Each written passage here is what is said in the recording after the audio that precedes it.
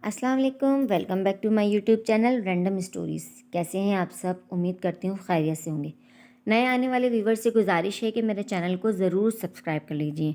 तो व्यूवर्स, आज जो मैं आपके लिए नावल लेकर आई हूँ उसका नाम है बिसात दिल भी अजीब शय है और इसकी मुसन्निफ़ हैं अफशा आफरीदी।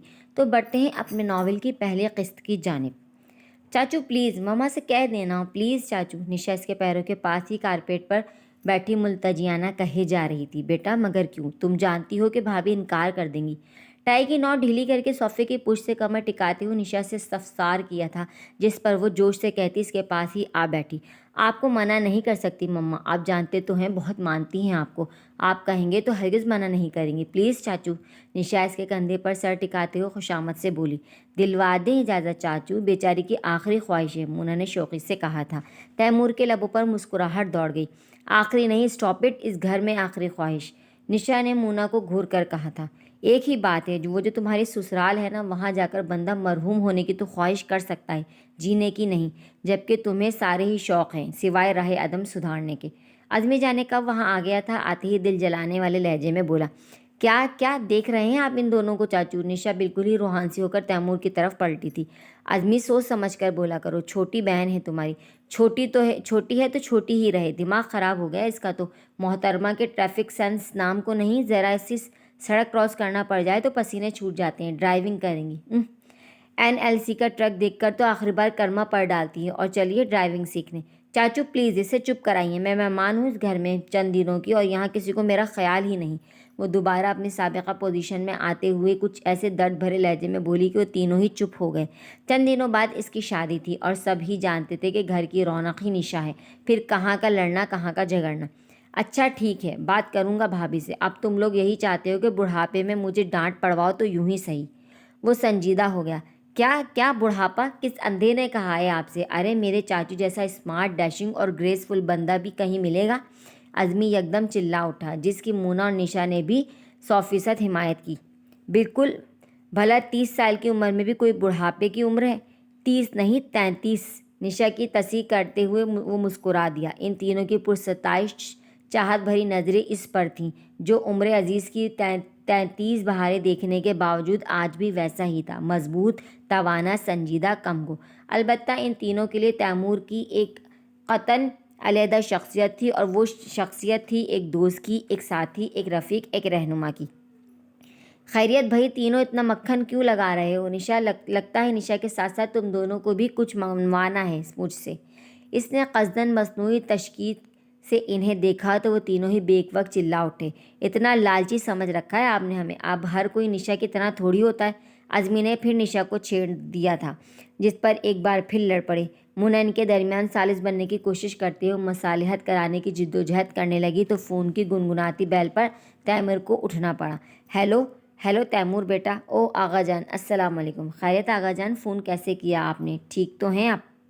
आगा जान की आवाज़ पहचानते हुए ही वो कुछ परेशान हो उठा था, क्योंकि फ़ोन करना इनकी रूटीन के ख़िलाफ़ ही था।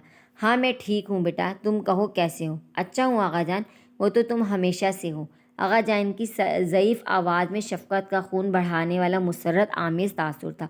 क्यों मेरा वज़न बढ़ाने के दर पे हैं आप? कहीं खुशी से फूल ही ना जाऊँ। सच कहने से आर क्या है बेटा, बहरहाल तुमसे कुछ ज़रूरी काम था। अगर चंद रोज़ के लिए नारायण आ सकते हो तो आ जाओ। यकदम ही इनके लहजे में संजीदगी और तफक्कुर दर आया था। तैमूर कुछ चौंक सा गया। सब कुछ ठीक तो है आगा जान? सब ठीक है बेटा, तुम फिक्र ना करो, बस कुछ ज़ाती नोयत का काम है। तुम आओ, बताओ आ सकते हो? इनके अंदाज में राजदारी और कदर उजलत महसूस करके वो लम्हे के लिए सोच में पड़ गया। अगले माह निशा की शादी थी और आजकल ऑफिस की मसरूफियात ने भी इसे चकरा रखा था। इस पर मुतज़ाद मौसम, पहाड़ों पर तो बिलखुसूस ये मौसम खासा जहमत आमेज़ होता है। क्या बात है आगा जान, प्लीज़ मुझे कुछ बताइए, मैं परेशान हो रहा हूँ। लब बीचते हुए बहुत तशवीश से पूछा। बस बेटा यूँ समझो, एक अमानत है मेरे पास जिससे ख़तरा लाक है। जितनी जल्दी इसे किसी को सौंप दूँ सुकून मिल जाएगा मुझे। तुम्हारे सा कोई काबिल एतबार नज़र नहीं आया तो तुम्हें पुकार लिया। कहीं इनकार तो नहीं करोगे? ओह कमाल करते हैं आगा जान, आपने मुझे एजाज़ बख्शा है। मैं अगर आपके ही काम ना आ सकूं तो किस काम की ये ज़िंदगी? वो बेसाख्ता अपनायत और رواداری سے بولا، لہجے میں سچ کی کھنک اور خلوص کا جوہر تھا۔ نہیں بیٹا، تمہارے ساتھ ایک بار بہت بڑی زیادتی کر چکا ہوں اس خیال سے۔ پلیز آغا جان، گڑے مردے اکھاڑنے سے اب کچھ حاصل نہیں۔ میں جو بھول چکا ہوں اب آپ بھی ذہن سے مٹا ڈالیں پلیز۔ ان کی بات سرحد سے قطع کرتے ہوئے یکدم ٹھہرے ہوئے لہجے میں بولا، لفظ لفظ سے سنجیدگی اور چہرے سے ضبط کا اظہار ہو رہا تھا۔ آغا جان کو بھی غالباً اپنی غلطی کا احساس ہو گیا تھا، جبھی لمحے بھر کے لیے چپ سے ہو گئے۔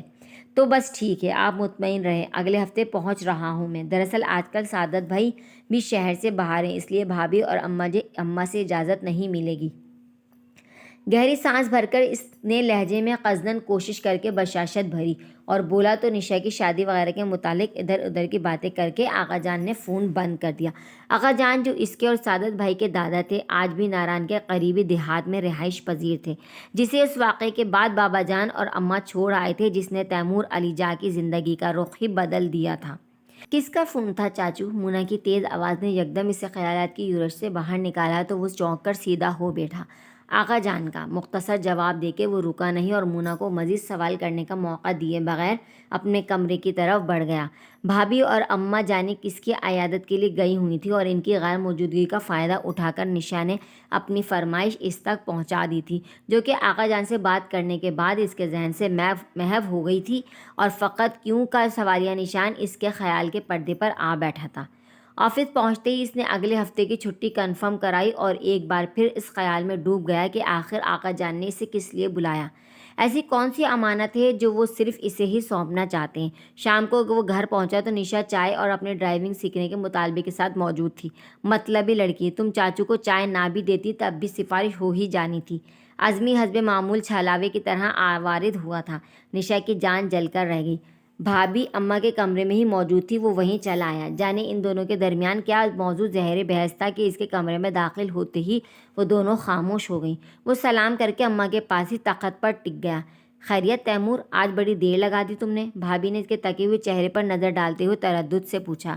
ہاں بس آج فیلڈ پر چلا گیا تھا، وہیں دیر ہو گئی۔ تھک گئے ہو تو نہا لو، جا کر تازہ دم ہو جاؤ گے، اماں نے مشورہ دیا تو اس نے سر ہلا دیا۔ اور پھر ہماری باتوں کو ٹھیک سے سن اور سمجھ سکو گے۔ بھابھی نے مسکرا کر معنی خیزی سے لقمہ دیا تو وہ الجھی ہوئی نظروں سے اماں کی طرف دیکھنے لگا، وہ بھی متبسم سی پان کی گلوری بنا رہی تھی۔ خیریت، ایسا کیا کہنا ہے آپ کو کہ اس کے لیے اتنے تردد کی ضرورت ہے؟ لو بلا، ہم کون سا تردد کرنے کو کہہ رہے ہیں، بلکہ ہم تو وہ بندوبست کریں گے کہ گھر میں آتے ہی فریش ہو جایا کرو گے بنا کسی کوشش کے۔ بھابھی کی رکی ہوئی مسکراہٹ پھر لبوں پر پھسلنے لگی تو وہ اچنبھے میں پڑ گیا۔ ذرا سا ذہن پر زور دیا تو بات کا پس منظر خود بخود سمجھ میں آ گیا۔ اس نے قصداً سر جھٹک دیا۔ اچھا اس بات کو چھوڑیں، میں نشا کے لیے آیا ہوں، اسے ڈرائیونگ کی اجازت دے دیں بھابھی، بہت سمجھدار ہے وہ، کوئی پریشانی نہیں ہوگی آپ کو۔ ان کی بات اس نے یوں نظر انداز کر دی تھی جیسے سنی ہی نہ ہو۔ بہت سمجھدار تو وہ بھی ہے بیٹا، تمہیں بھی کوئی پریشانی نہیں ہوگی۔ اماں نے بیچ میں ہی سے بات کا رخ موڑ دیا تھا۔ وہ سنجیدہ اور قدرے بیزار نظروں سے انہیں دیکھنے لگا، جنہوں نے وہ پر بالخصوص زور دیا تھا۔ کون سمجھدار ہے؟ کس کی بات کر رہی ہیں آپ؟ ارے وہی اصفر صاحب کی بیٹی۔ ارے بیٹا بڑی سونی بچی ہے، پھر کئی جماعتیں بھی پڑھ رکھی ہیں اس نے، وہ اللہ جانے کیا کہتے ہیں اسے، M.Com۔ اماں نے سر پر ہاتھ مارا تو بھابھی نے فوراً لقمہ دیا۔ وہ انتہائی سنجیدگی سے دونوں کی طرف متوجہ تھا، چہرے پر لکھا انکار صاف پڑھا جا سکتا تھا، پھر اکلوتی اور کئی گنوں والی۔ تمہاری ہم عمر ہی ہوگی۔ سچ بیٹا مجھے تو بے حد پسند ہے۔ اماں سرخوشی کے عالم میں اس کے اوصاف حمیدہ گنوا رہی تھی۔ وہ جھنجھلانے لگا۔ مجھے اپنے لیے اب کچھ نہیں سوچنا اماں، اب تو میرا بھتیجا جوان ہو گیا، اب شادی کرتا میں خاک اچھا لگوں گا؟ کیوں مجھے شرمندہ کروانے پر تلی ہوئی ہیں آپ؟ ارے میرے اللہ، دیکھ رہی ہو زائدہ یہ لڑکا مجھے کس طرح پریشان کر رہا ہے؟ اماں بدک کر بھابھی سے شکایت کرنے لگی۔ اوفو بھائی، میں نشا کی بات کر رہا تھا اور ہم ردا کی بات کر رہے تھے۔ بھابھی نے اسے تسلسل سے ٹکڑا لگایا۔ اماں پلیز سمجھائیے بھابھی کو، اسے تو رہنے دو بیٹا، تم پہلے خود تو سمجھو، حقائق سے نظر چرانے کا انجام صرف پچھتاوا ہوتا ہے۔ گزرے دنوں کی غلطیوں کو بھلا کر ہی آنے والے وقت کا استقبال کیا جاتا ہے۔ تمہارے آقا جان کا کیا آج تک ہم۔ اماں پلیز آقا جان کو مت گھسیٹا کریں ہر بار، ان کا کوئی قصور نہیں تھا۔ اماں کی بات پر اس کا لہجہ سرد ہو گیا تھا، ماتھے کی رگیں یکدم تن گئی تھیں۔ کیوں نہیں تھا ان کا قصور؟ لے کر سب سے نکچڑی اور سرکش لڑکی تمہارے سر تھوپ دی۔ اماں کے حرف سے تنفر ہویدا تھا۔ آپ اچھی طرح سے جانتی ہیں کہ ایسا نہیں تھا۔ آغا جان نے میرا رجحان دیکھا تھا، وہ بہت ضبط سے بولا، کیونکہ یہ حقیقت تھی، انہوں نے تو اس کا بھلا ہی چاہا تھا، تو پھر اس کا رجحان بھی دیکھ لیتے۔ وہ جہاں نظریں لگائے بیٹھی تھی کس کو معلوم نہیں تھا، سب جانتے تھے وہ بھی۔ وہ میرے بچپن کی منگ تھی اماں، اور آگے جا کر کون کس رنگ میں رنگ جائے اس کا آغا جان کو کچھ پتہ نہیں تھا۔ بعد میں بھی بس میری خاطر انہوں نے باقاعدہ فیصلہ کیا تھا، ورنہ پری چہرے کی ناپسندیدگی کا انہیں اچھی طرح اندازہ تھا۔ پھر بھی انہوں نے تمہارا ماتھا اس سے پھوڑ دیا، اماں چٹکیں۔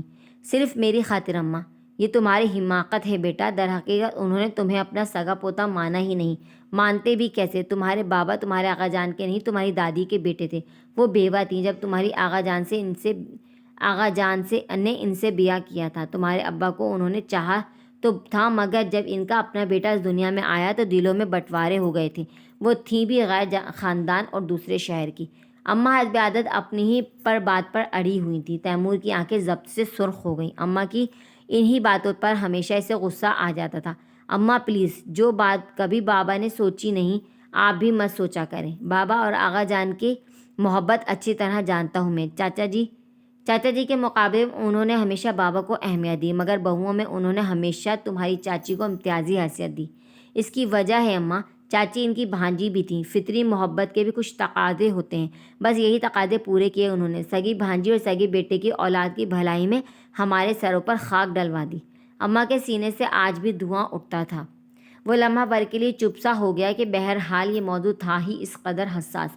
پری چہرے کا وہ عمل آج بھی سینوں میں خنجر کی طرح گڑا تھا۔ تیمور کا سرخ ہوتا چہرہ جھک سا گیا، جس پر اماں کے دل میں یکدم پسیجا تھا۔ بھابھی بالکل خاموش سامے تھی اس وقت۔ تم دل چھوٹا نہ کرو بیٹا، رات گئی بات گئی۔ اب تو اس بات کو بھی 13 برس گزر چکے ہیں۔ قسمت میں ہوتا تو اب تک بال بچوں والے ہوتے۔ تمہارے خاندان میں واحد تم ہو جو اس عمر تک کنوارے پھر رہے ہو۔ سعادت کی تو میں نے 20ویں برس میں ہی کر ڈالی تھی شادی۔ آج دیکھو بچے جوان ہو رہے ہیں اور اب تک چاقو چوبند ہے۔ ہر کام کا ایک وقت ہوتا ہے بیٹا، شادی کی بھی ایک عمر ہوتی ہے۔ وہ عمر اب گزر چکی ہے اماں، آپ پلیز اس موضوع کو یہیں ختم کر دیں۔ وہ بیزاری سے کہتا اٹھ کھڑا ہوا تھا تو اماں اور بھابھی پریشان ہو گئی۔ کیسے ختم کر دوں بیٹا؟ اظفر میاں سے بات کر چکی ہوں میں۔ یکدم انہوں نے نیا بم بلاسٹ کیا تھا۔ تیمور کے باہر کی طرف اٹھتے قدم بری طرح رکے تھے، چہرے پر انتہائی غضب نمودار ہوا۔ اسے اماں سے یہ امید نہیں تھی۔ یہ کیا کہہ رہی ہیں اماں؟ آپ نے میری رضا جانے بغیر میرے منع کرنے کے باوجود ایسا کر ڈالا؟ اس کا جلال چہرے سے واضح تھا۔ بھابھی حد درجہ خفیف نظر آ رہی تھی تو اماں بھی قدرے ڈری ہوئی، کیونکہ اس کے تیور انتہائی کشیدہ تھے۔ میں تیری ماں ہوں میرے چاند، تجھے کیسے بھٹکتا دیکھوں؟ آخر میرے بھی کچھ ارمان ہیں۔ کیا تیری اولاد کو گود میں کھلانے کے خواب دیکھتے دیکھتے ہی منو مٹی تلے سو جاؤں گی میں؟ اماں اب آبدیدہ ہو گئی تھیں۔ ان کی جذباتیت پر تیمور حسب معمول قدرے نرم پڑ گیا۔ اپنی ماں سے بھی وہ واقف تھا اور ان کی محبت سے بھی۔ پری چہرہ کی شادی کے بعد سے اب تک انہوں نے ایک سے ایک لڑکی تلاش کی تھی اس کے لیے، مگر اس کا دل راغب نہ ہو سکا۔ وجہ پری چہرہ کی محبت یا انسیت نہیں تھی، بس اپنے ٹھکرائے جانے کا قلق تھا، جو دھیرے دھیرے تنفر اور پھر خود اذیتی میں تبدیل ہو چکا تھا۔ گزرے 13 برسوں میں اماں نے اس پر اپنا ہر داؤ آزمایا، محبت، سختی، نرمی، عاجزی، غصہ، بلیک میلنگ، مگر وہ ہر بار خود کو بچا جاتا۔ پلیز اماں، ایسی باتیں مت کیا کریں، آپ کو تو ابھی کئی 100 سال زندہ رہنا ہے۔ اپنے مضبوط بازوؤں میں اماں کے کمزور نہیں اور ضعیف وجود کو بھرتے ہوئے قصداً مسکرایا۔ کس واسطے بیٹا؟ کیا دیکھنے کے لیے؟ اماں نے پھر اسے پکڑا تھا۔ عزمی کے بچے کھلانے کے لیے اماں، سعادت بھائی کے پوتے پوتیاں کھیلیں گے ابھی آپ کی گود میں۔ وہ انہیں بہلا رہا تھا۔ تمہاری اولاد ہوتی تو پوچھتی بیٹا، تب ہی جانتے کہ یہ سب کہنا اور بات ہے۔ اولادیں اگر 10 بھی ہوں تو سب کی اپنی اپنی اہمیت ہوتی ہے۔ اماں بہت دل گیری سے کہہ رہی تھیں۔ میرے بھتیجے بھتیجیاں میری اولاد جیسے ہی ہیں اماں، مجھے کسی کمی کا احساس نہیں ہوتا۔ اب تو داماد بھی آنے والا ہے، مجھے تو آپ بخش ہی دیں۔ اور اصفر صاحب کو کیا جواب دیں ہم؟ بھابھی کافی دیر بعد بولی تھیں۔ ان کے ماتھے پر شکنیں در آئیں۔ میں کسی کی بد دعا نہیں لینا چاہتا بھابھی کہ ان کی اکلوتی اولاد کو دکھ ان کا نصیب بنا دوں، یہ مجھے گوارا نہیں۔ ان سے معذرت کر لیں، ایک بار یہ تکلیف اٹھا لیں، نہیں تو ساری زندگی معذرتیں کرتے ہی گزرے گی۔ بات مکمل کر کے وہ رکا نہیں اور کھلے دروازے سے تیز قدم اٹھاتا باہر نکل گیا۔ اماں کو دکھ دینے کا اس نے کبھی سوچا بھی نہیں تھا، مگر صرف ان کی خوشی کی خاطر وہ ایک لڑکی کی زندگی تباہ نہیں کرنا چاہتا تھا۔ خوشی جب اس کے پاس نہیں تھی تو اسے بھلا کیا دیتا، محض تشنگی، تنہائی اور تعاسف۔ اماں کو منایا جا سکتا تھا مگر روٹھی ہوئی تقدیر اور بگڑے ہوئے دل کو نہیں، اور یہی سوچ کر وہ انہیں انکار کر آیا تھا۔ محال کچھ ایسا ہو گیا تھا کہ وہ چاہتے ہوئے بھی پرسوں ناران جانے کا کسی سے نہ کہہ سکا۔ بالخصوص اماں آج کل اتنی حساس ہو رہی تھیں کہ آغا جان کا نام سنتے ہی بدک جاتی۔ انہیں بمشکل اس نے سمجھایا تھا دوبارہ شادی کے لیے بضد ہو جاتی تو انہیں روکنا مشکل ہو جاتا، لہذا بھابھی اور سعادت لالا کو ہی بتا کر جانا چاہتا تھا، مگر فی الوقت موقع ہی نہ مل سکا۔ دوسری صبح ناشتے پر اتفاقاً سعادت لالا اکیلے ہی تھے۔ اس نے انہیں اور بھابھی کو مختصراً یہی بتایا کہ کسی کام سے مانسہرہ جانا ہے، لہذا کل کے لیے پیکنگ کرا دیں، اور آفس چلا آیا۔ انہیں زیادہ سوال جواب کا موقع اس نے قصداً نہیں دیا تھا، مگر کب تک ٹال سکتا تھا۔ واپسی پر اماں اس کی تفتیش پر آمادہ نظر آ رہی تھی۔ کہاں جانا ہے؟ مانسہرہ اماں؟ اور وہ اپنا ضروری سامان مونا کو دے رہا تھا جو پیکنگ کر رہی تھی۔ کیوں، کیا کام ہے وہاں؟ میرے دوست نے بلایا ہے، اسے کچھ پرسنل کام ہے مجھ سے۔ وہ اماں سے نظر نہیں ملا رہا تھا۔ کب تک لوٹو گے؟ انہیں فکر لگی تھی 2-3 دن تو لگ سکتے ہیں، یا شاید زیادہ بھی ہو جائیں۔ وہ کچھ سوچتے ہوئے بولا اور اماں کی طرف پلٹا تو انہیں متفکر پایا۔ کیا بات ہے، کیوں پریشان ہوتی ہے اماں؟ مانسہرہ کوئی دور تو نہیں، چند گھنٹوں کی ڈرائیو ہے پنڈی سے۔ ان کے پاس آ کر بیٹھتے ہوئے اس نے اماں کے کندھے پر اپنا بازو پھیلا دیا۔ بابا کے انتقال کے بعد سے اماں بہت وہمی ہو گئی تھیں۔ اپنا خیال رکھنا بیٹا، تم دن بدن بہت لاپرواہ ہوتے جا رہے ہو خود سے، کھانا پینا ڈھنگ سے، مجھے فکر رہے گی۔ اماں اس کا ماتھا چومتے ہوئے بولیں تو وہ ان کی ممتا بھری شفقت پر مسکرا دیا اور ان کا ہاتھ لبوں سے لگاتے ہوئے بولا، آپ بالکل فکر نہ کریں اماں، انشاءاللہ میری طرف سے کوتاہی نہیں ہوگی، کھانا پینا اور سونا سب وقت پر ہوگا، کہیں تو حلف اٹھا لوں۔ سنجیدہ چہرے پر گہری مسکراہٹ بہت سجتی تھی اس پر۔ اماں نے نظر اتارنے والی نظروں سے اسے دیکھا اور متبسم لہجے سے اس کا ماتھا ایک بار پھر چوم لیا۔ پنڈی سے بالاکوٹ تک کا سفر تو جیسے اس نے غائب دماغی کی حالت میں ہی کیا تھا، جانے کیا کچھ تھا جو لاشعور کے پردے سے نکل کر حافظے کا حصہ بنے جا رہا تھا۔ جیپ تیز رفتاری سے ڈرائیو کرتا وہ ایک بار پھر خیالات کے ہجوم سے باہر نکلا۔ بالاکوٹ کا علاقہ بہت پیچھے رہ گیا تھا، اور اس کے ساتھ ہی شاہ اسماعیل کا مزار بھی، جس کے گرد پتھروں اور چٹانوں کا بھی عجیب سا ہجوم تھا۔ جرید کی طرف جاتے ہوئے اخروٹوں کے تناور درختوں اور چیڑ کی خوشبو نے اس کا استقبال کیا۔ اسے اچھی طرح یاد تھا کہ ہر بار جب وہ لاہور سے واپس ناران چھٹیاں گزارنے جاتا تھا تو اس جگہ سے بابا جان اکثر کچھ نہ کچھ خریدتے تھے۔ یہاں کا اخروٹ کی لکڑی سے بنا فرنیچر اماں کو بہت پسند تھا۔ کاغان کی وادی شروع ہوئی تو جرید کا حسن پیچھے رہ گیا اور کاغان کی خوبصورتی راستے میں در آئی۔ دریائے کنہار پتھروں اور چٹانوں پر سر پٹک رہا تھا اور وہ ہزاروں فٹ کی بلندی پر اپنی جیپ چلاتے ہوئے گم تھا۔ جوں جوں وہ کاغان کے دیہاتوں سے قریب ہوتا چلا گیا، گوجروں کے قافلے نظر آنے لگے۔ یہاں کے چھوٹے چھوٹے کچے پکے گھر چٹانوں کی اوٹ سے نظر نہیں آ رہے تھے، تاہم سیدوں اور جدونوں کی کوٹھیاں اپنی لہریہ چھتوں اور رنگین دیواروں کے باعث نمایاں تھیں۔ گوجروں کے قافلے میدانوں سے واپس پہاڑ کی طرف جا رہے تھے۔ سردیوں میں یہ گوجر پیادہ مانسہرہ، نوشہرہ، بالاکوٹ اور حویلیاں تک پہنچ جاتے تھے، کچھ تو پنڈی تک بھی جاتے تھے، مگر جوں ہی گرمیاں دبے پاؤں میدانوں میں در آتی، یہ قافلے اپنے آبائی ٹھکانوں کی طرف بڑھنے لگتے تھے۔ کاغان میں کچھ دیر رک کر اس نے دوپہر کا کھانا کھایا اور دوبارہ عازم سفر ہوا۔ اس نے کہیں پڑھا تھا کہ پہاڑوں میں کھوئی ہوئی محبتیں اور بھولی ہوئی یادیں پھر لوٹ آتی ہیں۔ جس طرح بارش کے دنوں میں باہر بوندیں پڑتی ہیں تو انسان کے اندر بھی بارش ہونے لگتی ہے، اوپر سے تو ٹھیک رہتا ہے لیکن اندر سے بالکل بھیگ جاتا ہے۔ اس قدر شرابور کے آرام سے بیٹھنے کی کوئی جگہ خالی نہیں رہتی۔ یہی کیفیت پہاڑوں میں جا کر ہوتی ہے۔ اداسی کی دھند انسانوں کو چاروں طرف سے گھیر لیتی ہے، اندر آہستہ آہستہ اندھیرا چھانے لگتا ہے، اور باہر کہیں بھی دھوپ کیوں نہ کھلی ہو، کیسی ہی ٹھنڈی ہوائیں کیوں نہ چل رہی ہوں، اندر ٹپ بوندیں گرنے لگتی ہیں اور شدید بارش ہو جاتی ہے۔ تیمور علی جا کے اندر بھی ایسی ہی بارش کی چھڑی لگ گئی تھی۔ ناران کا علاقہ جو ہی نزدیک آیا، ساری یادیں سانپ کی مانند پٹاری سے باہر آ گئیں۔ پری چہرہ سے اس نے واقعی محبت کی تھی، ایسی محبت جو پہلے انسیت، پھر ملکیت کے احساس اور پھر چاہت میں تبدیل ہو گئی تھی۔ گو کہ وہ اس سے چند ماہ بڑی تھی اور اکثر اس بات کا طعنہ بھی دے جاتی تھی۔ پری کی اکھڑ طبیعت کے باوجود تیمور علی جا کا دل ہمہ وقت ایک زنجیر سے بندھا رہتا تھا جس سے آغا جان نے اسے اور پری چہرہ کو باندھ دیا تھا۔ پری چہرہ تمہاری منگ ہے تیمور، ایک دن تمہیں اسے بیانا ہے۔ یہ جملہ ہزاروں بار کہا گیا تھا اور ہر بار ہی اس کا نقش گہرا ہوتا گیا۔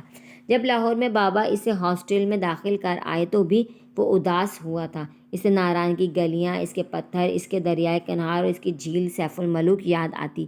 اسے دیکھنے وہ کئی بار آغا جان اور بابا کے ساتھ جا چکا تھا۔ سعادت بھائی اس سے 13 سال بڑے تھے۔ جب وہ 7 سال کا ہوا تو زاہدہ بھابھی سے ان کی شادی کر دی گئی۔ اب وہ ہمیشہ کے لیے پنڈی شفٹ ہو گئے، جہاں بابا نے انہیں فرنیچر کا بزنس سیٹ کر دیا تھا۔ یوں بھی زاہدہ بھابھی کا میکہ پنڈی میں تھا۔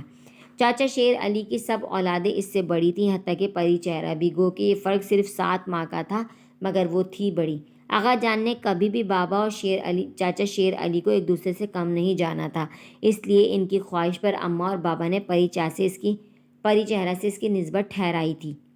انٹر پاس کر کے ابھی وہ انجینئرنگ میں داخلے کی تیاری کر رہا تھا کہ اسے خط ملا۔ بابا نے لکھا تھا کہ انہوں نے اس کی شادی اچانک طے کر دی ہے۔ حیرت کی کوئی خاص بات نہیں تھی، یہ بات تو عرصے سے طے تھی، تاہم وہ ابھی پڑھنا چاہتا تھا، لیکن بابا کی بات سے اختلاف کی کوئی گنجائش بھی نہیں تھی۔ پری چہرہ کا حسین چہرہ نگاہوں سے بسائے جس وقت وہ ناران پہنچا، شادی کا گھر ماتم کدہ بنا ہوا تھا۔ پری چہرہ اپنے خالہ زاد شیرباز کے ساتھ فرار ہو گئی تھی۔ شیرباز وہ برآمدے میں ہی کھڑا رہ گیا تھا۔ شیرباز اس کا دوست، اس کی محبت اور جنون سے واقف، اور پری چہرہ اس کی چاہت، اس کا اولین خواب۔ مگر شیرباز تو شادی شدہ تھا آغا جان، اس کی تو ایک عدد بیٹی بھی۔ ہاں سب کچھ تھا، مگر اس کے پاس بہت دولت بھی تھی۔ بیٹا پری چہرہ تم سے شادی پر رضامند نہ تھی، اس نے یہاں بہت شور مچایا تھا۔ اماں نے اسے پھٹی پھٹی آنکھوں اور ڈوبتی ہوئی آواز میں آغا جان کی طرف متوجہ دیکھا تو بات کاٹتے ہوئے انتہائی دکھ اور تنفر سے بولی، کیا یہ سچ ہے آغا جان؟ اس کی نظر سوال کر رہی تھی۔ آغا جان، چاچا شیر علی اور چاچی کی گردنیں جھک گئی تھیں۔ بابا بہت آزردہ تھے۔ سب کے تھکے ہوئے چہرے اور جھکے ہوئے سر دیکھ کر وہ بھی جیسے نڈھال ہو گیا۔ ہاتھ سے تھیلا گرا تو چوڑیوں کے ساتھ ساتھ سب کچھ ٹوٹ گیا۔ محبت کا ماتم جو کرنا تھا سو کرنا تھا، اس کی غیرت پر بہت بڑا تازیانہ پڑا تھا، جسے وہ اب تک نہ بھلا سکا تھا۔ اس کے بعد بابا اور اماں وہاں نہ رہ سکے اور پنڈی چلے آئے۔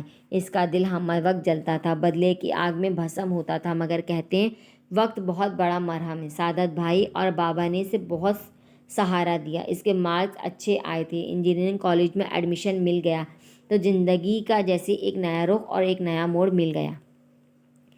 5 سال پڑھائی میں مشغول رہنے کے باوجود پری چہرہ کی بے وفائی اور شیرباز کی دغا اس کے اندر گیلی لکڑی کی مانند چٹکتی تھی، ایک ہوک سی کرلاتی رہتی۔ اپنے اس نقصان کا دکھ وہ آج تک بھول نہیں سکا تھا۔ کچھ عرصے جاب کرنے کے بعد اس نے اماں کے تقاضوں سے گھبرا کر لندن میں MS کے لیے اپلائی کر دیا۔ جوں ہی اسے وہاں ایڈمیشن ملا، وہ سب کے روکنے کے باوجود وہاں چلا آیا۔ 3 سال کا عرصہ پلک جھپکتے گزر گیا۔ اسے یہاں اچھی جاب مل گئی، مگر بابا کے انتقال نے اسے واپس لوٹ کر آنے پر مجبور کر دیا۔ اس روز وہ بے اختیار رو دیا۔ بابا کے آخری وقت میں وہ صرف اس لیے ان کے پاس نہیں رہ سکا کہ اپنے ماضی کو بھول جانے کی خواہش میں وہ دیار غیر میں خاک چھان رہا تھا۔ شیرباز اور پری چہرہ کے لیے جو نفرت اس نے 9 سال پہلے محسوس کی تھی، وہ اس روز کئی گنا بڑھ گئی۔ محبت کی جگہ جب نفرت دل میں در آئے تو نرمی، حلاوت اور سجل جذبوں کی نازک کونپلیں جڑ سے اکھڑ جاتی ہیں۔ محبت کی آنکھ سلگ کر بجھ گئی تھی اور اس پر کئی برسوں کے گزرے لمحات نے ایک راکھ کی تہ جما ڈالی تھی، مگر آج کئی برسوں بعد یادوں کی ایک جھونکے سے وہ راکھ اڑ گئی تھی اور اس میں دبی چنگاریاں پھر سلگنے لگی تھیں۔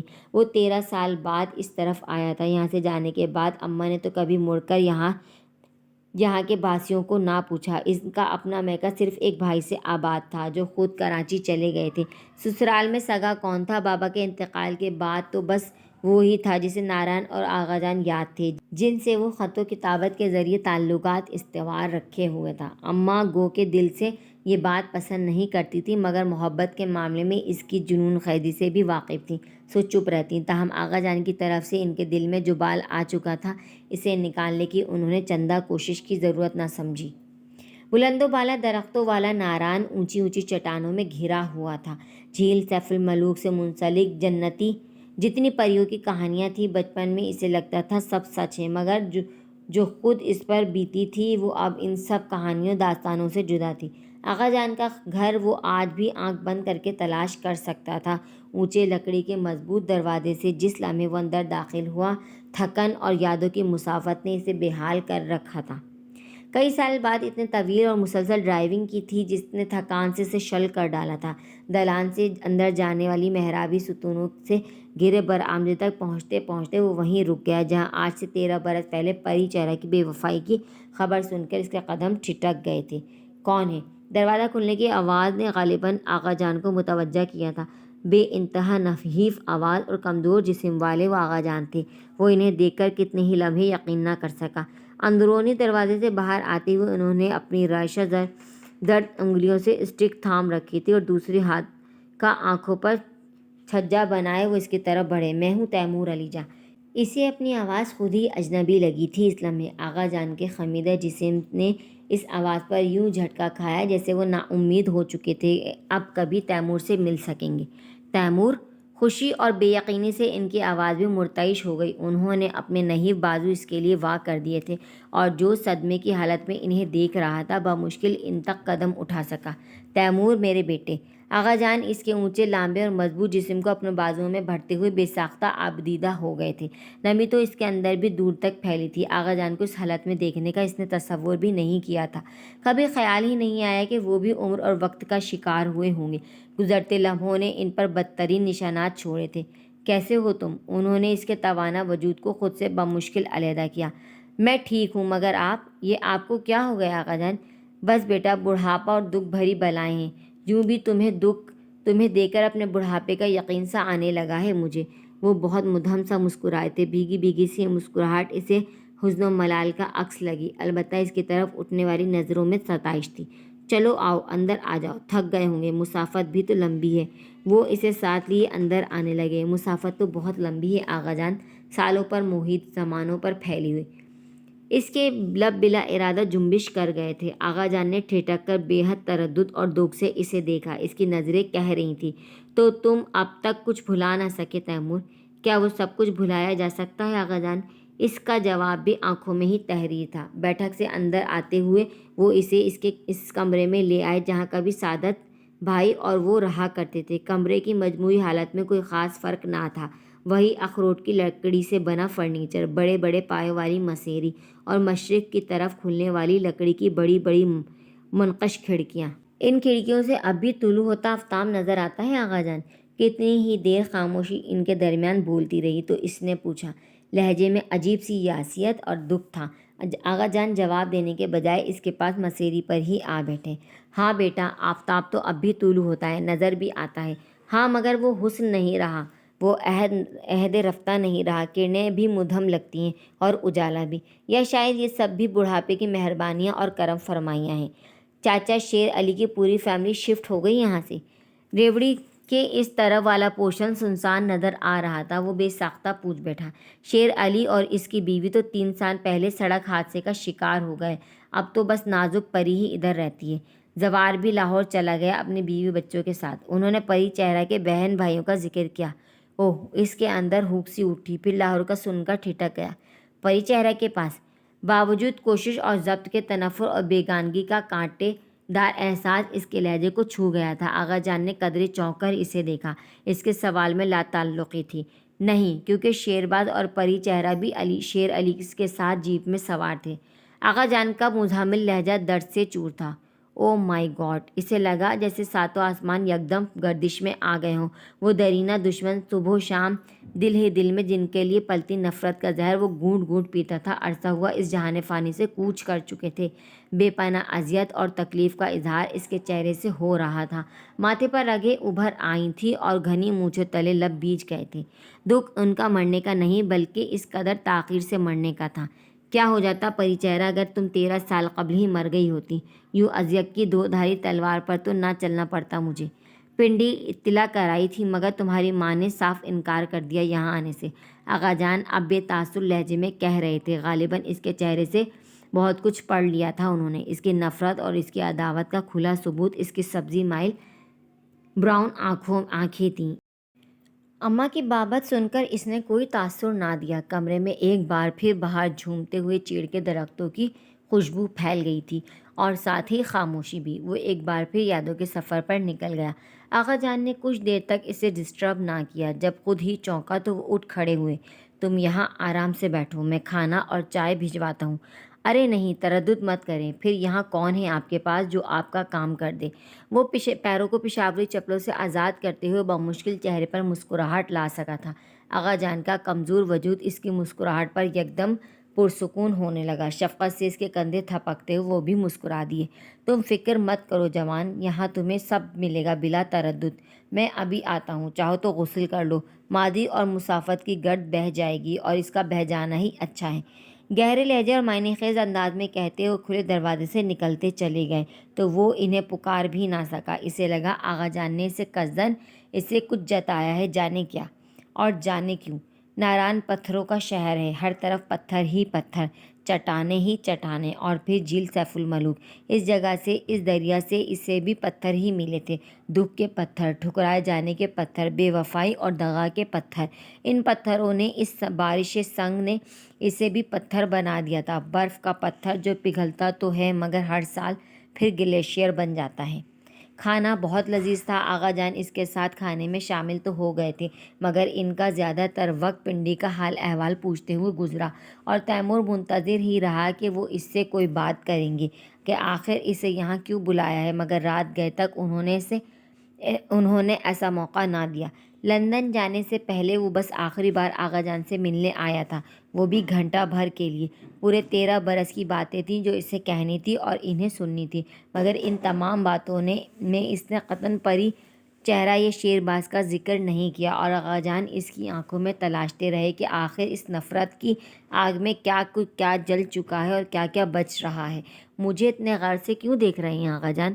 یکدم اس نے بہت سنجیدگی سے پوچھا تھا، جس پر وہ گہری سانس بھر کر رک گئے۔ دیکھ رہا ہوں، جانچ رہا ہوں کہ تمہارے کندھوں میں کتنا دم، کتنی طاقت ہے، میرا دیا ہوا بوجھ اٹھانے کی سکت ہے بھی کہ نہیں۔ کچھ لمحے اسے یوں ہی دیکھتے رہنے کے بعد انہوں نے کہا تو تیمور کی تیز حساسیت مزید چوکنی ہو گئی۔ ان کی آنکھوں میں قدرے مایوسی تھی۔ اس نے بے چین ہو کر ان کا ہاتھ اپنے ہاتھوں میں لے لیا۔ آغا جان، میری کس بات نے مایوس کیا ہے آپ کو؟ وہ حقیقتاً حیران ہو رہا تھا۔ اس کا یہاں آنا کیا اس بات کا ثبوت نہیں کہ وہ ان کی خاطر کچھ بھی کرنے کو تیار ہے؟ آغا جان اس کی بے قرار لہجے پر کھوئے ہوئے انداز میں اسے دیکھنے لگے۔ تمہاری آنکھوں میں محبت اور نرمی کی ایک روشنی ہوا کرتی تھی تیمور، جسے میں نے آج بجھا ہوا دیکھا ہے۔ شاید اب تمہارے ظرف اور ضبط کی تناور ڈھیلی پڑ گئی ہیں۔ یہ بات آپ کیوں کر کہہ سکتے ہیں آغا جان؟ میں نے دنیا میں بڑا وقت گزارا ہے بیٹا، کوئی چہرے پڑھے ہیں، اور تم تو وہ کتاب ہو جسے میرے سامنے تصنیف کیا گیا۔ میں تمہیں جانتا ہوں کیونکہ تمہارے وجود کے اندر جلتے جگنوں کا جو ایک شہر بسا تھا، اسے میں نے ہی سجایا تھا، مگر اب لگتا ہے وقت کی گردش نے اس شہر کو پامال کر ڈالا ہے۔ تیمور کی گہری نظریں آغا جان کی بات کا مطلب ان کے چہرے پر تلاش کر رہی تھیں، اور جب کچھ نہ پا سکی تو اس نے نگاہیں کسی اور طرف مرتکز کر دیں۔ جو شہر پامال ہو جائیں وہ دوبارہ نہیں بستے آغا جان، ہاں البتہ ان کے کھنڈرات کی دیکھ بھال کی جا سکتی ہے، سو میں کر رہا ہوں۔ مت کرو ایسا، ایک نیا شہر بساؤ بیٹا، یہ میرے بس کا کام نہیں رہا آغا جان۔ میں وہ عازر ہوں جس کے تمام تیشے ٹوٹ چکے ہیں، اب کچھ نہیں بچا میرے پاس۔ اس کا سپاٹ اور بے تاثر لہجہ آغا جان کے دل میں جیسے ترازو ہو گیا۔ اوہ، تو کیا یہ تمہارا آخری فیصلہ ہے؟ توقع کے بعد انہوں نے گہرے دکھ سے پوچھا تھا تو تیمور علی جان جیسے چونک اٹھا۔ کچھ تھا ان کے انداز میں، گہری مایوسی، مکمل نا امیدی۔ تیمور نے اب کے انہیں بہت غور سے دیکھا، کسی غیر معمولی بات کا پتہ دے رہی تھیں ان کی آنکھیں۔ آغا جان، آپ نے مجھے یہاں کیوں بلایا ہے؟ اس نے چٹانوں سے مضبوط لہجے میں سوال کیا تو آغا جان اسے جانچتی ہوئی نظروں سے دیکھنے لگے اور کچھ مایوسی سے سر جھکا لیا۔ کوئی فائدہ نہیں بیٹا، میں نے جس کام کے لیے تمہیں بلایا تھا وہ شاید تم سے نہ ہو سکے، پھر کہنے کا کیا فائدہ؟ آپ مجھے بتائیں تو آغا جان پلیز۔ وہ ضبط سے بولا۔ کیا کرو گے سن کر؟ انکار سو پہلے ہی معلوم ہو گیا ہے۔ آغا جان کے لہجے میں دکھ اور تعصب کا امتزاج تھا۔ کسی انسان سے اس کی قوت برداشت سے زیادہ بوجھ اٹھوانا ایک ظلم ہے، اور میں وہ تم پر ظلم نہیں کر سکتا۔ یکدم وہ فیصلہ کن لہجے میں کہتے ہوئے اٹھ کھڑے ہوئے تو تیمور نے گہری نظروں سے انہیں دیکھا۔ وہ اسے بلیک میل کر رہے تھے، نہ چیلنج، بلکہ خلوص اور شفقت اس کی آنکھوں سے حویدہ تھا، مگر وہ ان کے دکھ، ان کے مسائل شیئر کرنا چاہتا تھا۔ ایک بار، صرف ایک بار کہہ کے تو دیکھیے آغا جان، بلا شبہ میں بہت بدل گیا ہوں، مگر آپ کے لیے تو وہی تیمور علی جان ہوں جو 13 سال پہلے یہیں آپ کے گلے لگا تھا۔ آغا جان کے مایوس چہرے پر یکدم امید کی کرن ٹمٹمائی۔ آپ یہ سوچ لو بیٹا، پھر نہ کہنا میں نے تمہارا بھرم نہیں رکھا۔ آپ کی امانت کا بوجھ اتنا بھی وزنی نہیں ہوگا آغا جان کہ تیمور علی جان اسے برداشت نہ کر سکے۔ وہ مضبوط اور متوازن لہجے میں بولا تو آغا جان نے اسے سینے سے بیچ لیا اور پھر اسے اپنے ساتھ آنے کا اشارہ کرتے ہوئے دروازے تک لے آئے۔ اگر انکار کرنا چاہو تو بالکل مت جھجکنا، یہ دروازہ تمہارے لیے ہمیشہ کھلا رہے گا۔ ہاں البتہ جب بھی اپنے ہی دکھوں کے ملبے تلے دب کر مر جاؤں تو ان پتھروں کی وادی میں میرے نام کا کتبہ لگانے ضرور آنا۔ آغا جان حوصلہ رکھیں، میں آپ کے ساتھ ہوں، آپ کہیں جو کہنا ہے۔ ایک لمحے میں اس نے فیصلہ کر لیا تھا کہ جو کہا ہے سو کرنا ہے، چاہے سر ہی کیوں کٹوانا پڑے۔ وہ اپنے لفظوں سے پھرنے والا نہیں۔ آغا جان کی محبت اس سے سب کچھ کروا سکتی ہے۔ آغا جان نے اس کی چمکتی ہوئی سبزی مائل براؤن آنکھوں میں یقین کی شمعیں روشن دیکھیں تو دھیرے دھیرے کہنے لگے، زندگی کا کوئی پتہ نہیں ہوتا بیٹا، سانسیں آ رہی ہیں تو زندہ، رک جائیں تو موت کا خنجر سینے میں دستے تک گڑ جاتا ہے۔ میرے پاس بھی وقت بہت کم ہے۔ اللہ نے اولاد کی ذمہ داریوں کے ساتھ ساتھ پوتے پوتوں کی ذمہ داری سے بھی سبکدوش کرا دیا تھا تو میں خوش تھا۔ چلو اب زندگی بنا کسی مشکل کے گزر جائے گی، مگر ایسا نہ ہو سکا، اور ایک ایسی بچی کی ذمہ داری میرے ناتواں کاندھوں پر گردش وقت نے ڈالی کہ اسے اٹھاتے اٹھاتے میں تھک گیا ہوں۔ کہتے کہتے وہ ایک لمحے کو رکے، اسے جانچا اور جب اس کے انداز میں کوئی لچک محسوس نہ کی تو پھر کہنے لگے، جوان بیٹی کا بوجھ ہے۔ مرنے والے کی سانسیں اس وقت تک اٹکی رہیں جب تک زرمینے کا ہاتھ میرے ہاتھ میں نہ تھما دیا۔ اور جانتے ہو وہ مرنے والا کون تھا؟ کون؟ شیرباز۔ ایک گہری گونج کے اختتام پر سناٹا چھا گیا تھا۔ تیمور گہرے سکوت کی ردا تانے کھڑا تھا۔ آقا جان کا سر جھک گیا تھا۔ غالباً وہ اس کے تاثرات دیکھنا نہیں چاہتے تھے، اسے آزمائش میں مبتلا نہیں دیکھ سکتے تھے۔ بہت معصوم اور نازک ہے زرمینے، پری چہرہ ستیلی ماں تھی اس کو، مگر اس نے بہت چاہا تھا۔ اس نے شاید اس لیے کہ قدرت نے اسے اولاد کی نعمت عطا نہیں کی تھی۔ شیرباز کی آنکھوں کا تارا تھی وہ، پھولوں کی طرح نازک اور کومل، مگر حالات نے یتیمی کے ساتھ ساتھ بے کسی میں بھی مبتلا کر ڈالا اسے۔ شیرباز اس کی ذمہ داری مجھے سونپ کر مرا تھا، مگر اس کی جائیداد کے لالچ نے اس کے بھائی کو اندھا کر دیا۔ پچھلے 3 سالوں میں نے اسے کس طرح ان درندوں سے بچایا بس میں جانتا ہوں، مگر اب میں تھک چکا ہوں۔ گہرے گہرے سانس لیتے ہوئے چند لمحوں کے لیے رک گئے۔ تیمور جیسے سانس روکے انہیں سن رہا تھا۔ یہاں آنے سے لے کر اب تک سوائے انکشافات کے اور کیا سننے کو ملا تھا؟ بس وہی بچی امانت ہے میرے پاس۔ ماں نظر اٹھا کر انہوں نے اسے بہت امید سے دیکھا، جس کے چہرے پر لکھی کشیدگی، تنفر اور اذیت صاف پڑھی جا رہی تھی۔ تمہیں اس امید پر بلایا تھا کہ تم اس بوجھ کو اٹھانے میں میری مدد کرو گے، مگر تمہاری آنکھوں میں جلتی دشمنی، عداوت اور نفرت کی آگ نے مجھے اپنا فیصلہ بدلنے پر مجبور کر دیا ہے۔ لیکن اب تم کہو، کیا کہتے ہو؟ کرو گے اس سے نکاح؟ آغا جان نے یکدم اسے تیز درانتی کے نوکیلے دانتوں تلے لا کھڑا کیا تھا۔ ذرا دیر پہلے سے ذرا برابر بھی اندازہ نہ تھا کہ وہ اس سے دل کی دھڑکن، لہو کی گردش اور سانسوں کی آمد و رفت مانگ لیں گے۔ ان کے چہرے کے نقوش میں ضبط و برداشت سے سرخی چھلک آئی تھی، پیشانی کی رگیں پہلے سے زیادہ پھول گئی تھیں، شکنوں میں اضافہ اور بھیچی ہوئی مٹھیوں کے کھول بند کرنے کے معمول میں تیزی آ گئی تھی۔ دھیرج رکھو، تمہارا ہر فیصلہ مجھے منظور ہے۔ میں تمہارا بھرم ٹوٹنے نہیں دینا چاہتا تھا، تب ہی تم کو بتانے سے احتراز کر رہا تھا، مگر صرف تمہاری خاطر۔ پلیز آغا جان، فی الوقت مجھے اکیلا چھوڑ دیں۔ بہت مشکل فیصلہ، بہت دشوار گھڑی ہے یہ، مجھے اپنے سے علیحدہ ہو کر فیصلہ کرنا ہوگا، پلیز مجھے تنہا چھوڑ دیں۔ اس کا دل چاہ رہا تھا، مگر اس نے خود پر ضبط کر کے پہرے بٹھائے اور گویا ہوئے، کیا نکاح ضروری ہے؟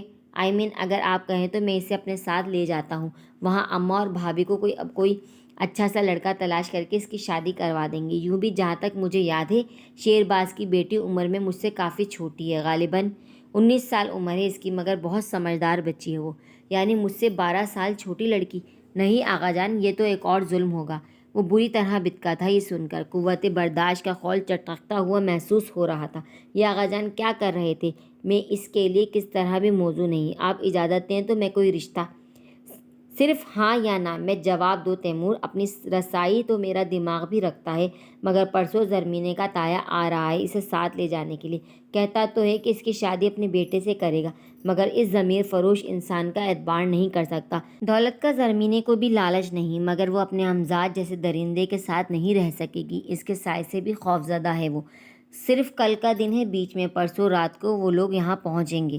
آغا جان کے چہرے پر آوازی طور پر تفکر نظر آ رہا تھا۔ اس کی بات قطع کرتی تھی انہوں نے، مگر نکاح نکاح ہی وہ واحد ثبوت ہے جس کے بلبوتے پر وہ زرمینہ کو بخش دیں گے، ورنہ کورٹ کچہری تک بات پہنچانا ان کے لیے مشکل نہیں، اور میں اس بچی کو اس ظلم سے بچانا چاہتا ہوں۔ اسے لگا آغا جان نے ہر طرف سے اس کے لیے راستہ تنگ کر دیا ہے۔ غور کیا تو احساس ہوا کہ وہ خود کتنے پریشان اور متوحش تھے۔ شیرباز کی پوری فیملی کو وہ اچھی طرح جانتا تھا۔ در حقیقت چاچی اور ان کی بہن دونوں نے ہی اولاد کی پرورش میں تربیت نام و نشان کی کوئی چیز شامل نہیں کی تھی۔ شیرباز اور پری چہرے کے کردار اس کے گواہ تھے۔ زرمینے بہت بد نصیب ہے کہ ماں پیدا کرتے ہی چھوڑ گئی۔ اس گوری میم نے نہ جانے کیوں بیاہ کر لیا تھا شیرباز سے، اور اب آغا جان زرمینے کی بد نصیبی پر آنسو بہا رہے تھے، اور تیمور کا ذہن بالکل چٹیل میدان کی طرح ہو رہا تھا جو کہہ رہا تھا اس سے پھرنے کا تو اب سوال ہی پیدا نہیں ہوتا۔ اس نے ہر پہلو پر سوچنے کے بعد خاموشی سے سر جھکا لیا۔ کل صبح نکاح خواہ کا انتظام کر دیجیے گا آغا جان، میں تیار ہوں۔ اس کی آواز، اس کا لہجہ اسے خود اجنبی لگا تھا۔ آغا جان نے فرط مسرت سے اسے لپٹا لیا۔ اس کی آنکھوں سے تشکر کے آنسو روا تھے، اور اندر ہی اندر تیمور جیسے خود سے بچھڑتا جا رہا تھا۔ پوری رات آنکھوں میں کٹی۔ وہ شیرباز جس کے خون کا وہ کبھی پیاسا ہوا کرتا تھا، آج اس کی بیٹی اس کا خون اس کے پناہ میں آ رہی تھی۔ پری چہرہ نے اسے چاہا تھا اور تیمور کو ٹھکرا دیا تھا۔ زرمینے اور شیرباز دونوں اس کی محبت اور غیرت کے مجرم تھے، بہت بڑے مجرم، اور مجرموں کو معاف کرنا اس کا شیوا نہیں تھا۔ صبح 10 بجے سے پہلے نکاح کا انتظام ہو چکا تھا۔ آغا جان نے بہت رازداری کے ساتھ نازک پری کے شوہر اور دیور کو بلایا تھا۔ آج کئی سال بعد وہ نازک پری کے روبرو تھا۔ پری چہرہ کی بہت مشابہت تھی اس میں۔ تیمور نے بلا ارادہ منہ پھیر لیا۔ البتہ نازک پری کے چہرے سے صاف اندازہ ہو رہا تھا کہ اسے آغا جان کا اس کی فیملی کو اس طرح مشتبہ شادی میں بلانا قطعاً پسند نہیں آیا تھا۔ اپنے خالہ زاد بھائی اور اس کے لفنگے بیٹوں کو وہ اچھی طرح جانتی تھی۔ پورا نعرہ ہلا کر رکھ دینا تھا انہوں نے۔ زرمینے سے اب تک سامنا نہیں ہوا تھا، وہ کون ہے، کیسی ہے، کبھی جاننے کا خیال ہی نہیں آیا۔ بلکہ حقیقت تو یہ تھی کہ وہ بھول ہی چکا تھا کہ شیرباز کی کوئی بیٹی بھی تھی، جو کہ پیدا تو ایک میم کے بطن سے ہوئی تھی، مگر اس کو پالنے کے لیے پری چہرہ نے اسے اور اس کی غیرت کو ٹھکرا دیا تھا۔ شیرباز نے اپنی بچی کی پرورش کے لیے جب پری چہرہ کو چنا تو دولت کی پجارن نے بنا سوچے سمجھے ہی لبیک کہہ دیا۔ زرمینے کے بارے میں طرح طرح کی قراص آیائیں سننے کو ملی تھیں۔ کچھ کا کہنا تھا کہ وہ اطالوی ٹورسٹ جس سے بقول شیرباز کے اس نے شادی کر رکھی تھی، در حقیقت صرف لمحوں کی ساتھی تھی اس کی، اور زرمینہ انہی لمحوں کا ثمر تھی۔ جبکہ کچھ کو اس بات سے اختلاف تھا۔ اطالوی میم یہاں ٹورازم کے ترقیاتی پروگرام کے تحت آئی تھی، اور جانے شیرباز کو اس کی اور اس سے شیرباز کی کون سی ادا بھائی تھی کہ دونوں نے شادی کر لی، مگر 1 سال بعد ہی وہ میم واپس چلی گئی۔ شیرباز زیادہ دن اس کا غم سینے سے نہ لگا سکا اور ایبٹ آباد چلا گیا۔ 3 سال بعد لوٹا تو پری چہرہ پر نظر انتخاب جا رکی، اور وہی وقت تھا جب تیمور علی جا کی زندگی ایک طوفان سے دوچار ہوئی تھی۔ نکاح ہوتے ہی نازک پری کا شوہر اور دیور ہاتھ ملا کر مبارکباد دیتے ہوئے رخصت ہو گئے، تو آخر میں نازک پری جاتے جاتے پلٹی۔ اس کا نازک جسم اب بھدا ہو چکا تھا اور لہجے میں تنفر تھا۔ بہت عرصے بعد اپنا انتقام پورا کرنے کا موقع ملا ہے تیمور علی جا، مگر یہ یاد رکھنا پری چہرہ اس کی سوتیلی ماں تھی، سگی نہیں۔ تیمور کے لیے اس کا لہجہ ہی نہیں، بات بھی بہت غیر متوقع حد تک کے زہر میں ڈوبی تھی۔ یکدم اس کے چہرے پر تناؤ رکا۔ یوں بھی وہ کل رات سے سخت اضطراب کا شکار تھا، مگر شیرباز تو اس کا حقیقی باپ تھا نا۔ آگ اگلتا انداز اس کی وصف نہیں تھا، مگر اس وقت وہ بہت آتشی مزاج ہو رہا تھا۔ نازک پری لمحے بھر کے لیے جس سے دہل سی گئی، سراسیمہ نظروں سے اس کے مضبوط اور کھرکھرے تاثرات والے چہرے کو تکنے کے بعد وہ ایک جھٹکے سے باہر نکل گئی۔ آقا جان اس دوران فیروزی کلر کے سوٹ میں ملبوس زرمینہ کو اپنے نحیف آغوش میں لیے چلے آئے۔ سرخ بڑے سے چادر نما دوپٹے میں اس کا پورا وجود چھپا ہوا تھا۔ دلہن کے روایتی روپ کا کوئی عکس اس میں نظر نہیں آ رہا تھا۔ باریک مگر نفیس سرخ کڑھائی والے سوتی سوٹ کے ساتھ دوپٹہ بھی سوتی ہی تھا۔ ہاتھوں میں چوڑیاں تھیں، نہ مہندی کا اہتمام، یقیناً چہرہ بھی میک اپ سے عاری ہوگا۔ گھونگھٹ کے باعث وہ دیکھ نہ سکا۔ یہ لو، اب یہ تمہاری امانت ہے، اس کا خیال رکھنا تیمور، بچی ہے، غلطی کرے تو درگزر کرنا۔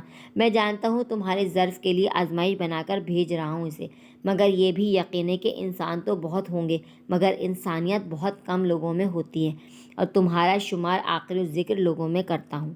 وہ بہت مان اور تفاقت سے کہہ رہے تھے، لہجہ ملتجیانہ تھا۔ تیمور ابھی ہی نکل جانا چاہتا تھا، یہاں رہ کر کرنا بھی کیا تھا؟ آغا جان اس کے ساتھ جانے کو قطعی راضی نہ تھے۔ انہیں کوئی خوف نہ تھا، ان کے علاقے میں آ کر وہ لوگ انہیں محض دھمکا سکتے تھے، اور اب ان کی دھمکیوں کا انہیں قطعاً خوف نہ تھا۔ امانت جو سونپ دی تھی حقدار کو۔ مشکور ہوں میں آپ کا، وہ قدرے سپاٹ لہجے مگر ہموار لہجے میں بولا تھا۔ زرمینہ نے ایک بار پھر آغا جان کے شانے پر سر ٹکا دیا۔ غالباً وہ رو رہی تھی اور سر نفی میں ہل رہا تھا۔ آغا جان بمشکل اپنی سسکیاں برداشت کرتے اسے ڈھیروں ہدایت اور دعاؤں تلے رخصت کرنے جیپ تک آئے۔ ایک بڑا سوٹ کیس انہوں نے زرمینہ کے ساتھ کر دیا، جسے پیچھے رکھ کر وہ آگے آ بیٹھا۔ زرمینہ بادل ناخواستہ اس کے ساتھ والی سیٹ پر بیٹھ گئی، سکڑی سمٹی اور آنسوؤں میں ڈوبی۔ آخری بار اس نے آغا جان کی طرف دیکھا اور پھوٹ پھوٹ کر رو دی۔ جیپ اس دوران فراٹے بھرنے لگی اور بہت تیزی سے سفر شروع ہو گیا۔ غیر متوقع حالات اور حادثاتی واقعات نے جیسے سوچنے سمجھنے کی صلاحیت چھین لی تھی۔ ذہن پر جیسے برف سی جمی تھی اور اس کے پہلو میں بیٹھا وجود اپنے ہی آنسوؤں میں ڈوبا جا رہا تھا۔ سوگ منانے کے لیے 3 دن مقرر ہوتے ہیں، مگر ضروری نہیں کہ یہ رونا دھونا تینوں دن منایا جائے۔ سفر شروع ہوتے 15 منٹ ہو چکے تھے، مگر زرمینے کی سسکیاں رکنے میں ہی نہیں آ رہی تھیں۔ تیمور بہت تڑپ کر خشونت سے بولا تو اس کے آنسو جیسے ٹھہر گئے۔ سرخ دوپٹے کی آڑ سے دیکھا تو اونچی ستواں ناک اور گھنی مونچھوں والے چہرے پر صرف اور صرف غصہ اور جلال نظر آ رہا تھا۔ اس کا دل جیسے یکبارگی زور سے دھڑکا اور پھر دھڑکن تھمتی چلی گئی۔ ایک نیا آزمائشی دور شروع ہو گیا تھا اور اس سے نکالنے والا کوئی نہیں تھا۔ خطرناک موڑ اور اونچی نیچی ڈھلوان سڑک پر تیمور خطرناک اسپیڈ پر ڈرائیونگ کر رہا تھا، جو اس کے جنون اور وحشت کی خمیاز تھی۔ زرمینے کی حالت ناگفتہ بات تھی۔ دل بری طرح خوف اور وحشت کے شکنجے میں پھنسا ہوا تھا، مگر کچھ کہنے کی مجال نہ تھی۔ کئی بار جب جیپ کے ٹائر بری طرح چرچرائے، ایک بار تو اس نے گھبراہٹ میں تیمور کا بازو ہی تھام لیا، جسے اس نے بڑی بے دردی سے چھڑا لیا۔ پیشانی پر تعصب نے بہت اندر تک چیرا تھا اسے اس رد عمل پر، اور اب جب وہ برداشت کرتے کرتے تھک گئی تو آیت الکرسی پڑھ کر سر سیٹ کی پشت سے ٹکا کر آنکھیں موند لیں۔ جانے یہ نیم غنودگی تھی یا نیم بیداری، اس کا سر ڈھلک کر دروازے سے لگ گیا۔ کاغان سے بالا کوٹ تک وہ نیم بے ہوشی میں ہی رہی تھی۔ آبرو کے لٹ جانے کے خوف کی جگہ اب جان جانے کا ڈر اسے جکڑ چکا تھا، اور اب وہ سوچتی تھی کہ اب زندگی کی تمام مشکلات تمام ہوئیں، اس نئی افتاد پر ڈھہ سی گئی۔ بالا کوٹ پہنچ کر وہ رک گیا تھا۔ خیال تھا کہ وہاں سے کچھ کھا پی لیا جائے، گو کہ بھوک تو قطعاً نہ تھی، مگر سستانے کا ارادہ اسے رکنے پر مجبور کر گیا۔ مڑ کر دیکھا تو جیسے چونک سا گیا۔ ڈھلکے ہوئے سر سے سرخ دوپٹہ سرک چکا تھا۔ اس کا چہرہ جو اس نے دوپٹے سے چھپا رکھا تھا اب بالکل سامنے تھا۔ اطالوی نقوش، سیاہ لہریہ دار بال اور گھنی سیاہ پلکوں والی بند آنکھیں اس کے سامنے تھیں۔ کم سنی اور دوشیزگی کی عجیب سی چمک تھی چہرے پر۔ پہاڑی نقوش کا کوئی عکس اس کے خد و خال میں نہ تھا۔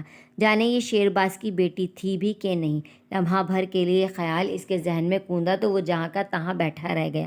البتہ اس کی شہابی رنگت میں گھلے ہوئے شہد کو دیکھ کر یہ یقین ہونے لگا تھا کہ وہ ان پہاڑوں کی ہی بیٹی ہے۔ تیمور بلا ارادہ سے غور سے دیکھا گیا۔ اسی اثنا میں وہ تھوڑا سا کسمسائی تو اس نے چونک کر یکدم جیپ اسٹارٹ کر دی، جس پر وہ باقاعدہ ہڑبڑا کر اٹھ بیٹھی تھی۔ سفر ایک بار پھر سے شروع ہو چکا تھا اور اب راستے میں رکنے کا اس کا کوئی ارادہ نہیں تھا۔ ویورز، آج کی قسط کے لیے اتنا ہی۔ ملتے ہیں کل اس ناول کی دوسری قسط کے ساتھ۔ تو جب تک اپنا بہت سارا خیال رکھیں گا۔ ناول اچھا لگا تو لائک کیجئے، ویڈیو کو شیئر کیجئے اور چینل کو سبسکرائب کیجئے۔ اللہ حافظ۔